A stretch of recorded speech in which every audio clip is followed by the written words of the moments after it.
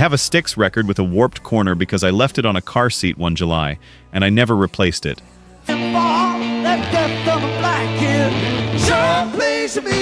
For years, I played that thing without knowing the voice on it.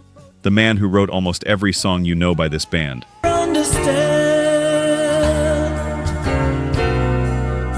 Would end up locked outside of it.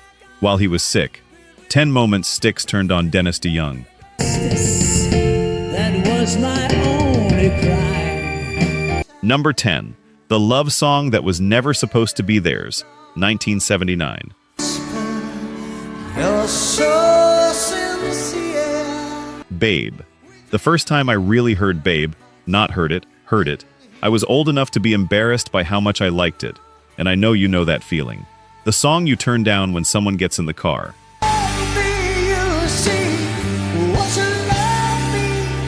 Here is the thing about Babe that nobody talks about enough. It was not written for Styx.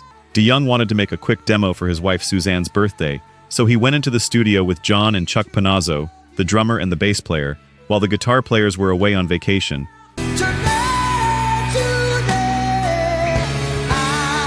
And he sang all the background harmonies himself.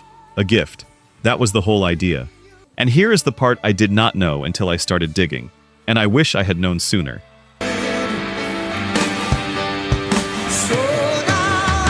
When the band tried to get a better recording of it, they could not beat the original. So the version that went out to the world was DeYoung's birthday demo, the Panazzo brothers' rhythm section, and Tommy Shaw's guitar solo dropped on top.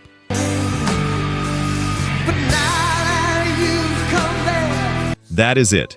That is the record. And it became the only #1 single Styx ever had in America, 2 weeks at the top in December of 1979. How could our love be so blind? I love this part and I also hate it. Because a band can survive almost anything except a hit that only half of them wanted. From that moment on, Styx had two identities living in one body. The band that made Renegade. The band that made Babe.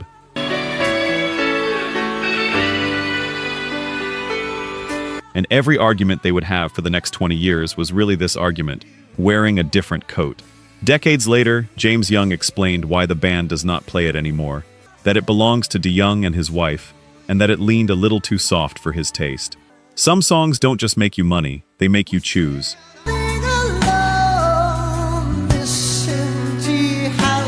Number 9. They fired him once already.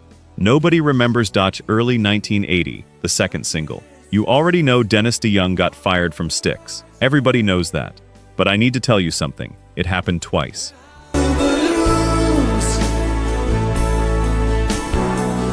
Right after Babe, there was a fight about what came next. The plan had been to release another ballad, First Time, as the follow-up. Some American radio stations had already started playing it. Tommy Shaw did not want a second ballad landing right behind Babe.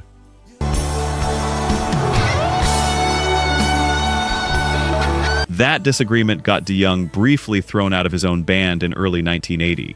He came back, gave in, and Why Me went out as the single instead. Read that again. Their most successful songwriter, weeks after handing them the biggest hit of their lives, was out, over a single choice.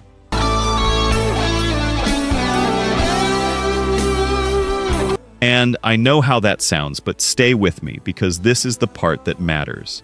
Nobody outside the room knew. There was no announcement, no drama, no headline. It got smoothed over and the tour went on and everyone smiled for the camera. That is what makes it dangerous.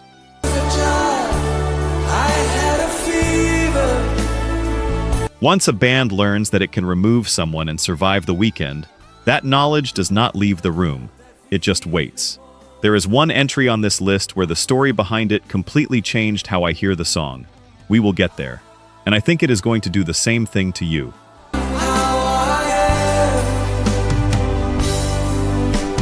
Let's look at the numbers. Only 9% of you are actually subscribed.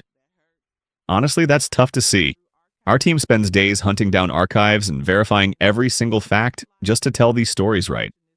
If you've made it this far into the video, you're clearly part of the community, so please hit subscribe. It costs nothing and helps us immensely.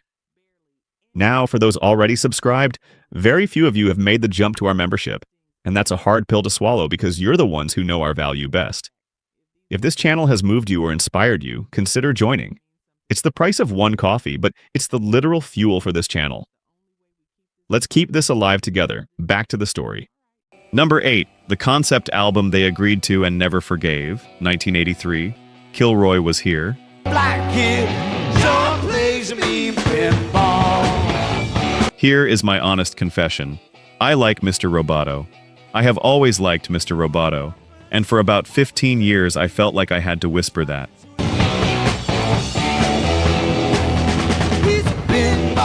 Kilroy Was Here was DeYoung's idea top to bottom. A story about a future where rock and roll has been outlawed, complete with a 10-minute film screened before the show every night, with the band members playing characters.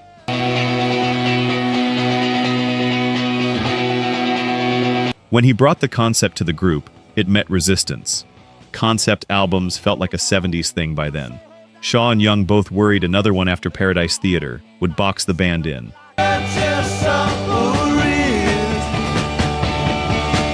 But DeYoung had written most of their biggest songs, so he had the standing to push, and the band went along, reluctantly. Now,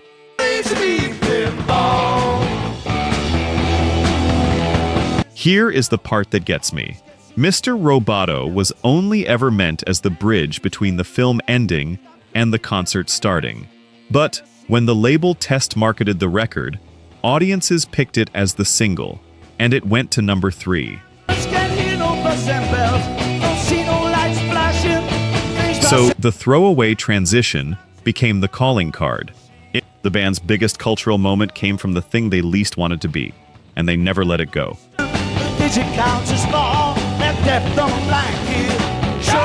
Young was still explaining decades later that he believed the record cost them half their album sales because a big chunk of the male audience walked. But listen, they said yes. Reluctantly, sure.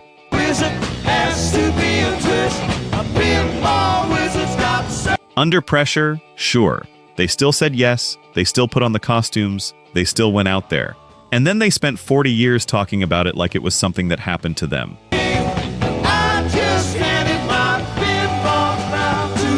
That is not a creative difference.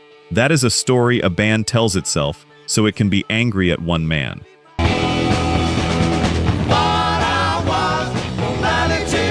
Number 7. Tommy Walks and Nobody Says a Word, 1983-84. The end of the first Styx. Loneliness fills me up in... I have been in a room where something ended and nobody announced it. You have too. You just look around at some point and realize the thing you were part of is already past tense. That is how Styx ended the first time.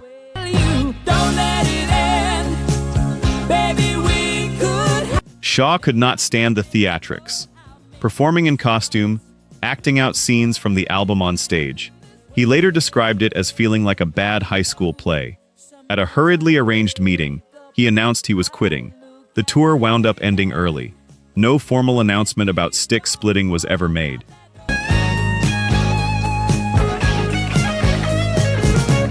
And here is the twist even I had trouble believing when I found it. The rest of the band, Young, Chuck, and John Panazzo, wanted to replace Shaw and carry on as Styx. DeYoung refused. He said Shaw could not be replaced. He wrote about it years later. Because he would not replace Tommy, Roboto sat there as the last thing anybody remembered about Styx for 6 years.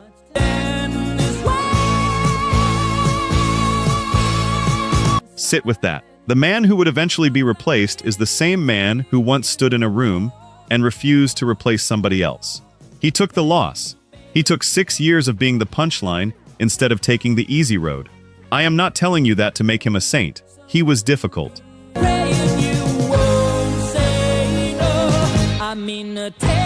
Everyone in that band was difficult. I am telling you because of what happens later, and because you cannot understand later without knowing he made that call. And if you have ever been the person who held the line and then watched nobody hold it for you, you already know where this is going.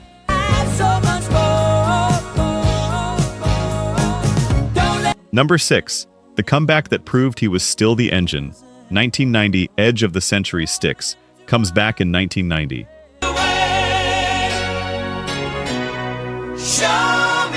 Shaw is not there. He is off in damn Yankees. So DeYoung, who had always said he would not do Styx without Shaw, does it without Shaw. Young brings in Glenn Burtnick, a singer and multi-instrumentalist who had just lost his own record deal.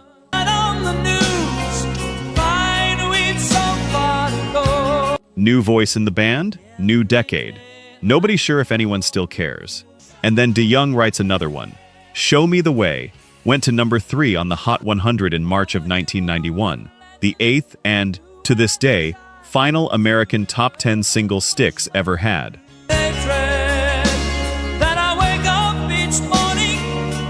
Some stations played a version cut together with congressional debate and dedications to troops in the Gulf. A song about needing help got adopted by people who genuinely needed it, and I remember it on the radio that spring. I remember what it did in a room.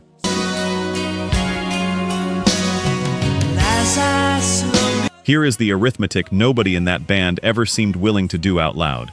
DeYoung wrote 7 of the 8 Styx songs that reached the Billboard Top 10. 7 of 8, 12 years apart, first hit to last hit, same guy holding the pen.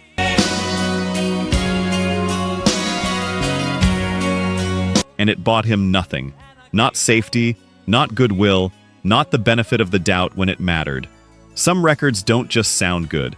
They know something about you. This one apparently did not tell his own bandmates a thing.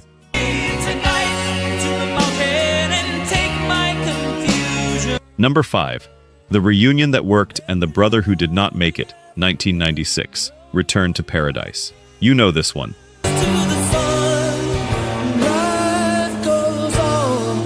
We all know this one. The big 90s reunion. The victory lap, everybody friends again.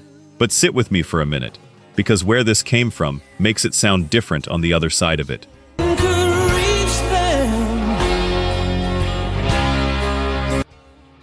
The Return to Paradise tour opened on May 21, 1996, in Cedar Rapids, Iowa, with Kansas opening, a 70-plus date run celebrating Tommy Shaw's return.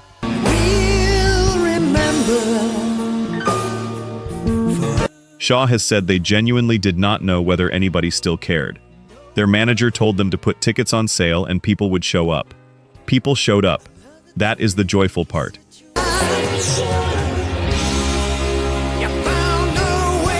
Here is the other part. Founding drummer John Panazzo, Chuck's twin, born 20 minutes apart, was supposed to be on that tour. He was the man who played on every Styx album right through Edge of the Century. He fell gravely ill and had to step aside.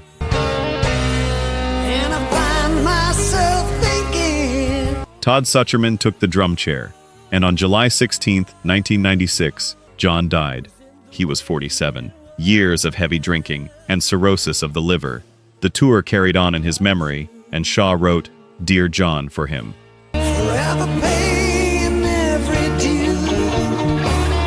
On the final night in their hometown, DeYoung dedicated Show Me the Way to John, while a photograph of him filled the backdrop and the arena lit up. And this is the part I cannot get past. They stood together in that light. All of them.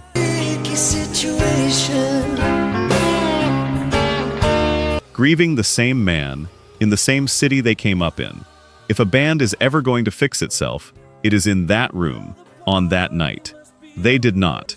Once the reunion tour was over, and work started on a new album, the same old differences came right back up.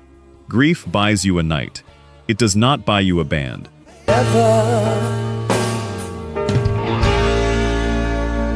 Number 4. He asked for 6 months. 1998. The illness. I need to tell you something about this next part. And I am going to try to tell it fairly, because there are 2 versions of it, and they do not agree. In January of 1998, DeYoung was hit with a severe case of the flu. The fever did lasting damage to his eyes and left him with serious light sensitivity and fatigue.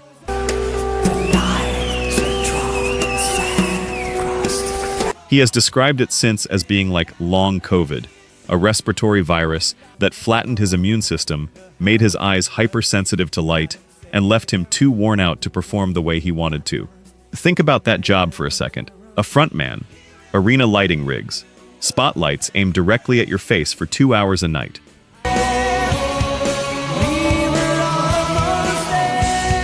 He asked for 6 months to recover.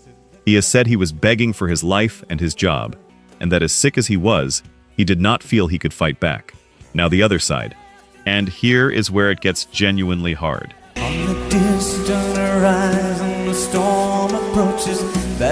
Young and Shaw have said the band was not selling albums anymore and depended on live income. They could not simply stop. They proposed he come out with an understudy waiting in the wings, Broadway style, so someone could take the stage on nights he was not well enough.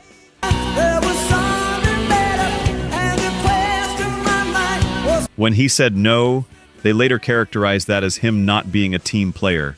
Their manager put it plainly, DeYoung liked to be in control of everything, and if they went out without him, there was no going back.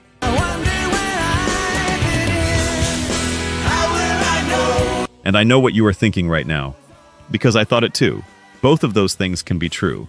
A band can have real bills and real obligations, and a sick man can be asking for 6 months. But somebody had to decide which one mattered more, and they decided.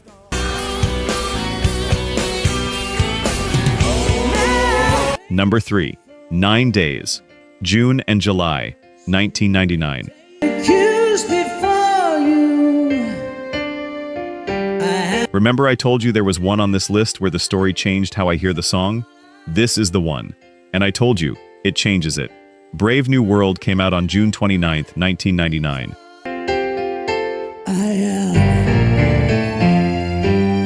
It was the last Styx album to feature Dennis DeYoung. He is credited as one of its producers. His hands are all over that record. He helped build it. His name is on the back of it. On July 8th, 1999, Lawrence Gowan walked on stage at the Grand Palace Theater in Branson, Missouri, and played his first show as a member of Styx.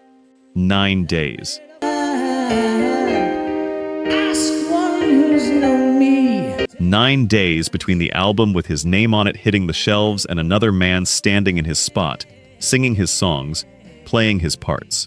And I want to be careful here, because none of this is Gowan's fault. Not one bit.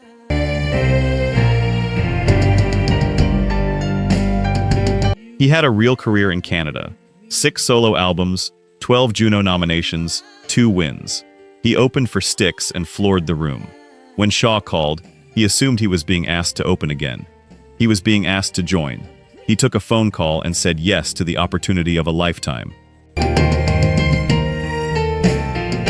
don't regret a Anyone would, but the calendar is the calendar, and it did not stop there.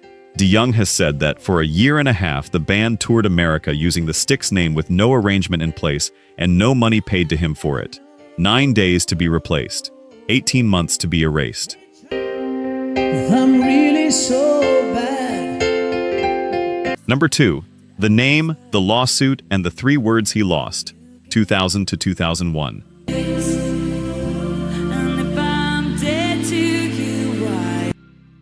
Here is what I keep coming back to about this one. On October 10, 2000, DeYoung sued. He was trying to secure rights to the name Styx.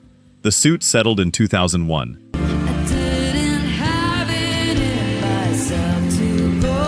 The band kept the name, and he was permitted to advertise himself as performing the music of Styx.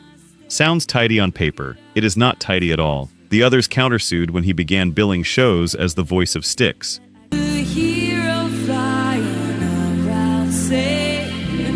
The settlement let him say, formerly of Styx, or performing the music of Styx. It did not let him say, the voice. 3 words. That is the whole fight, right there, distilled.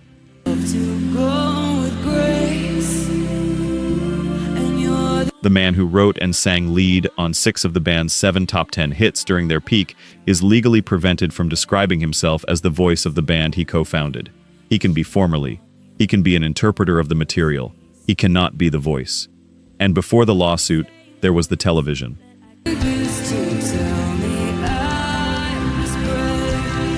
DeYoung has said the band went on VH1's Behind the Music and said pointed things he found uncalled for, about him and about the music they had made together.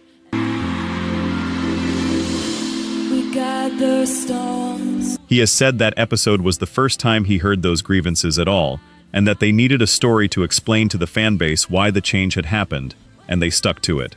Even that portrait got complicated later. Both DeYoung and members of Styx have acknowledged the special was cut in a way that inflated the drama.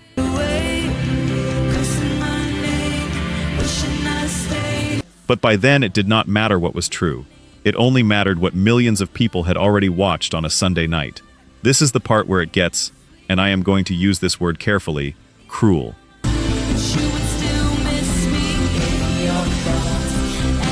Number 1. They buried the songs. I want you to picture a Styx show.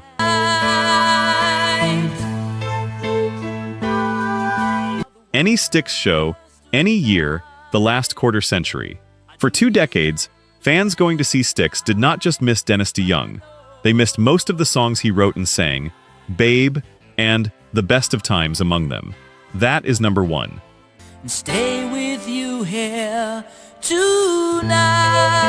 That is the betrayal that outlasted all the others. Not removing the man, removing the music. Because a lineup change, honestly, is survivable. Bands do it constantly. But when a catalog gets quietly edited, when the ballads that made you famous stop existing in the room,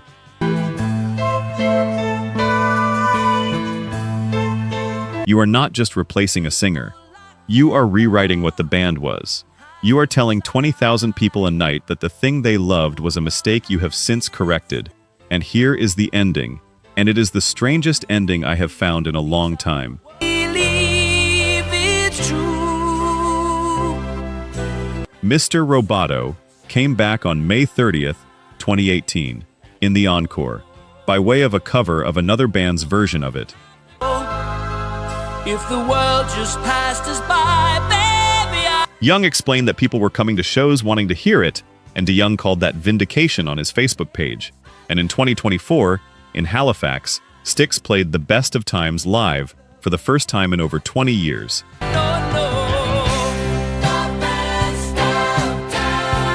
DeYoung felt that one land as a fresh sting and wrote about it publicly.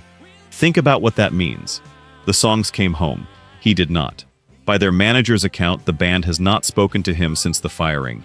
Shaw has been blunt for years that a reunion will not happen because they were not happy working together even at their peak. 'Cause I'll take any risk to tie back the... And DeYoung's position has barely moved. He does not think he owes them forgiveness because they replaced him while he was sick and then had to persuade the fan base they had not fired a sick colleague.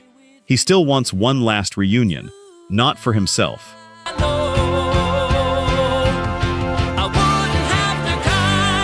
He says the fans have been loyal enough to have earned it, and I know you have had a version of this experience. Not a rock band, obviously, but something you built with people that stopped being yours, that kept going without you while you stood outside it and listened.